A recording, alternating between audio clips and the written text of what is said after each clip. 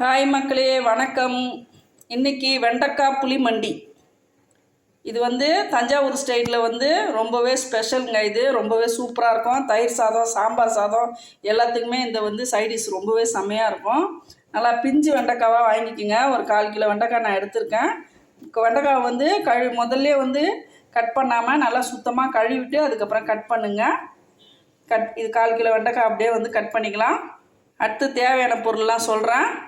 இந்த புளி மண்டிக்கு சாம்பார் வெங்காயம் 100 கிராம் எடுத்து கட் பண்ணி வச்சுருக்கேன். நீங்கள் ஏதாச்சும் உங்கள் விருப்பப்பட்ட பயிர் போட்டுக்கலாம். நான் இன்றைக்கி டபுள் பீன்ஸ் ஊற வச்சு நைட்டே ஊற வச்சுட்டேன். ஊற வச்சு தொலி உரித்து வச்சுருக்கேன். இது ஒரு 100 கிராம் எடுத்திருக்கேன். நீங்கள் மொச்சப்பயிறு, மூக்கடலை, வேர்க்கடலை எது வேணாலும் போட்டுக்கலாம். அடுத்து ஒரு கொத்து கருவேப்பிலை, ஒரு பச்சை மிளகா, ஒரு பழுத்த தக்காளியாக 2 தக்காளி கட் பண்ணி வச்சுருக்கேன். ஒரு 10-20 பல் பூண்டு எடுத்து வச்சுருக்கு. 3 டீஸ்பூன் சாம்பார் பொடி. அடுத்து சின்னதாக ஒரு கட்டி வெல்லம் எடுத்திருக்கேன், 1 டீஸ்பூன் அளவு. அடுத்து ஒரு 20 கிராம் அளவுக்கு புளி எடுத்து அதிலே 1 டீஸ்பூன் உப்பு போட்டு வச்சுருக்கேன். இப்போ இதில் ஒரு தண்ணி ஊற்றலாம். என்ன தண்ணின்னு சொல்லி பார்ப்போம். இந்த ரெசிபி பேரே புளி மண்டின்னு சொல்லுவாங்க. வெண்டைக்காய் புளி மண்டி. மண்டினா இந்த அரிசி ஃபஸ்ட்டு நம்ம அரிசியை நல்லா கழுவிட்டு 2வது கழுவோம் இல்லைங்களா, அந்த தண்ணி 1 டம்ளர் எடுத்து வச்சுருக்கேன். இந்த தண்ணியில் தான் புளியை ஊற வைக்கணும். இது நல்லா ஊறட்டும். இந்த ரெசிபிக்கு ஸ்பெஷலாக ஒரு மசாலா ஒன்று ரெடி பண்ணி வச்சிடணும். கொஞ்சமாக கருவேப்பிலை, 2 காஞ்ச மிளகா, ஒரு 1/2 டீஸ்பூன் துவரம்பருப்பு, 2 டீஸ்பூன் வரமல்லி, ஒரு 1/2 டீஸ்பூன் கடலைப்பருப்பு, 1 டீஸ்பூன் அளவு அரிசி, பச்சரிசி. இதுதாங்க முக்கியமான பொடி. இதுக்கு கடைசியாக நம்ம இதை தூவ போகிறோம். இதை நம்ம வறுத்து எடுத்துக்கலாம். இது இருக்கட்டும். இந்த டபுள் பீன்ஸை ஒரு குக்கரில் போட்டு ஒரு விசில் விட்டுக்கலாங்க.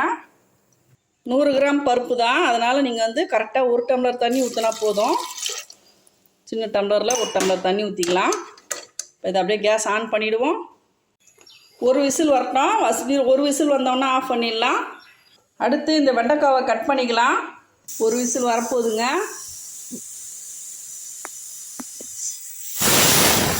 ஒரு விசில் வந்துருச்சு, ஆஃப் பண்ணிடலாம். வெண்டைக்காய் இந்த சைஸில் நான் கட் பண்ணிட்டேங்க. உங்களுக்கு விருப்பப்பட்ட சைஸில் கட் பண்ணிக்கோங்க. இது தொக்கு மாதிரி செய்கிறதுனால நம்மளுக்கு பொடியாக இருந்தால் நல்லாயிருக்கும். அடுத்து கேஸில் ஒரு பேன் வச்சுக்கலாம். பேன் காயட்டும். இப்போ ஆயில் ஊற்றாமல் வெறும் கடாயில் இதை போட்டுக்கலாம். லேசாக வறுத்துடலாம். தீயை குறைச்சி வச்சுருங்க. கருகாமல் அப்படியே வறுத்துருங்க.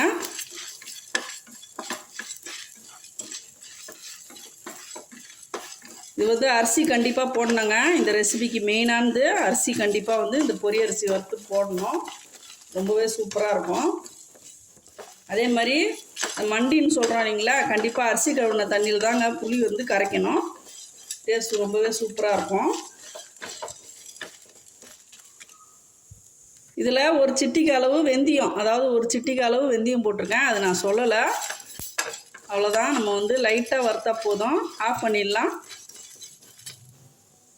இது அப்படியே இருக்கட்டும், ஆறட்டும். அப்புறமா அரைச்சிக்கலாம், பவுட்ரு பண்ணிக்கலாம். ஒரு கடாயை வச்சுருவோம். கடாய் காயட்டும். ஒரே ஒரு டீஸ்பூன் அளவு நல்லெண்ணெய் ஊற்றிக்கலாம்.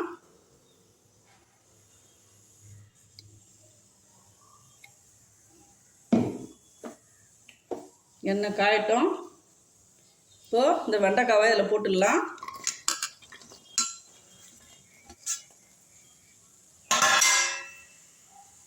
இதில் ஒரு 1/4 டீஸ்பூன் மஞ்சள் பொடி போட்டுங்க.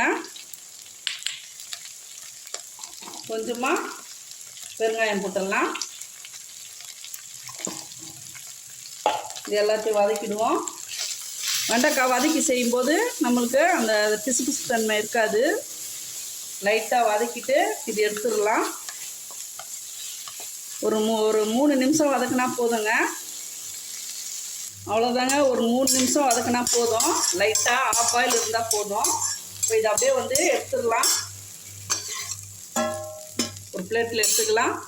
இப்போ அதே கடாயில் ஒரு 50 கிராம் நல்லெண்ணெய் ஊற்றிக்கலாம். எண்ணெய் காயட்டும். கடுகு உளுத்த பருப்பு போட்டுடலாம். கொஞ்சமாக ஒரு சிட்டிக்கு அளவுக்கு வெந்தயம் போட்டுருவோம். கடுகு நல்லா பொரிஞ்சிடுச்சு. சாம்பார் வெங்காயத்தை எடுத்து போட்டுடலாம்.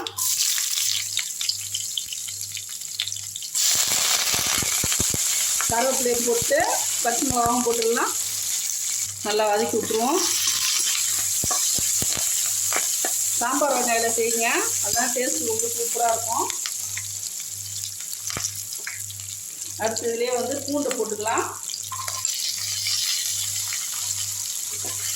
நல்லா வதக்கி விட்டுருங்க.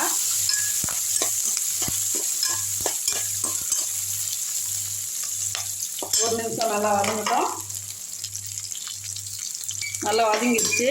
இப்போ இதில் வந்து இந்த சாம்பார் பொடி எடுத்து கொட்டிடுங்க. எண்ணெயிலேயே 3 டீஸ்பூன் அளவு எடுத்துருக்கேன். சாம்பார் பொடி இல்லைன்னா நீங்கள் வந்து குழம்பு மிளகாத்தூள் போட்டுங்க.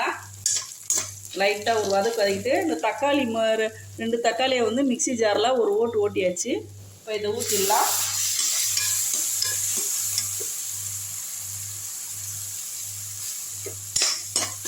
நல்லா வதக்கி விட்டுருங்க.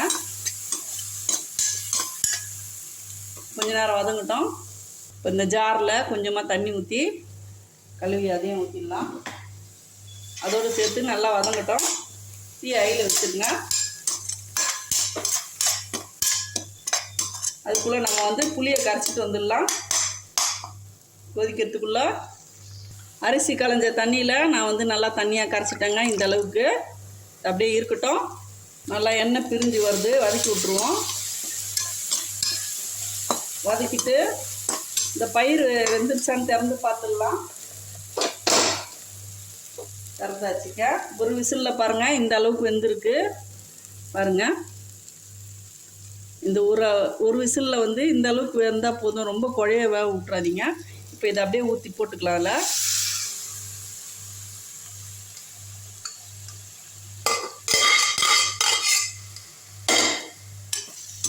இதையும் சேர்த்து அப்படியே நல்லா வதக்கி விட்ருங்க.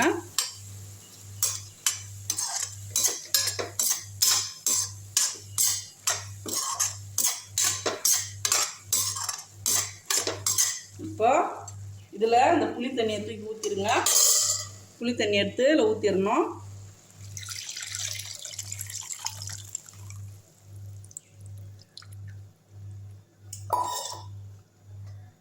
உப்பு வந்து நான் புளிக்காக கொஞ்சமாக ஊற வச்சேன். அதனால் இன்னும் ஒரு டீஸ்பூன் அளவு போட்டுக்கலாம். ஏற்கனவே வந்து ஒரு அரை டீஸ்பூன் அளவு போட்டிருக்கு.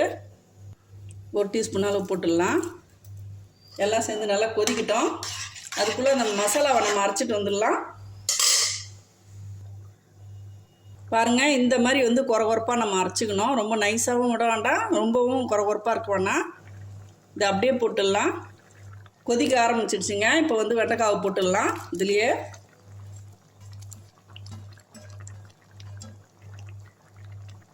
இது சேர்ந்து நல்லா வதங்கட்டும்.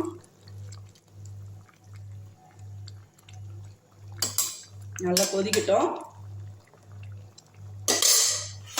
தட்டு போட்டு கொஞ்ச நேரம் அப்படியே மூடி வச்சுருவோம். ஒரு 2 நிமிஷம் இருக்கட்டும். ஒரு 2 நிமிஷம் ஆயிடுச்சுங்க. திறந்து பார்த்துடலாம். எல்லாமே வெந்தது தான், அதனால் ஓவராக கொதிக்கணும்னு அவசியம் இல்லை. இப்போ இந்த பொடி எடுத்து போட்டுடலாம். மிக்சி ஜார்லேருந்து இந்த பொடியை போட்டுடலாம். நல்லா கலக்கி விட்ருங்க, கட்டி முட்டி இல்லாமல். இது போட்ட உடனே அப்படியே வந்து கட்டியாக மாறிடும்.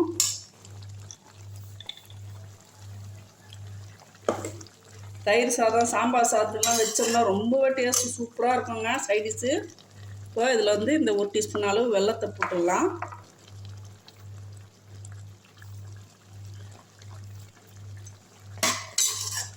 பாருங்கள் அப்படியே வந்து குழப்பாக மாறுது பார்த்தீங்களா. கொத்தமல்லி பொடியாக கட் பண்ணிடலாம். கொத்தமல்லி போட்டுடலாம்.